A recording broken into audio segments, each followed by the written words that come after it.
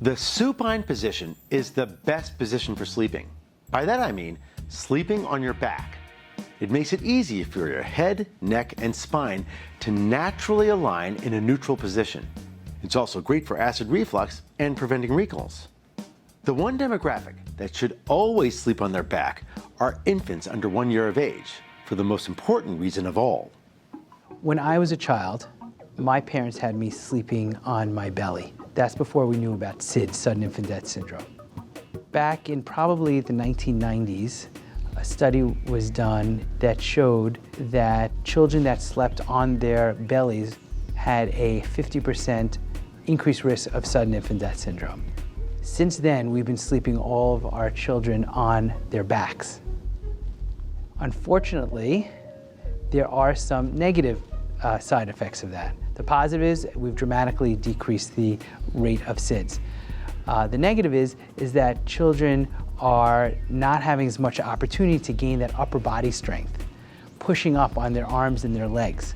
So as parents, in this time, we have to make a conscious effort to put our children on their bellies to learn how to crawl, to learn how to sit up, to learn how to walk. A condition called positional plagiocephaly has also increased since we started placing children on their backs to sleep.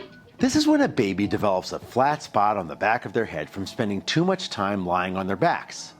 Thankfully, these negatives, a weak upper body and flat spots, are easily remedied.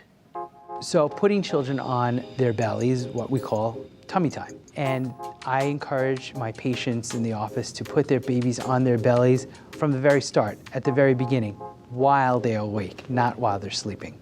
When the baby is placed on his belly, he has to exert effort to look up left and right to see his favorite people, that's his parents. This strengthens the muscles in his neck, shoulders, and trunk. It also strengthens his eye muscles as he looks around. You can start in the early days by placing your infant on her tummy across your lap or chest for just a few minutes at a time. A new baby will love looking at your face. As the baby gets stronger, place him on a safe, hard surface, such as the floor. I think it's important to make sure that you're in the room while the child is on the belly because you don't want the child to fall asleep.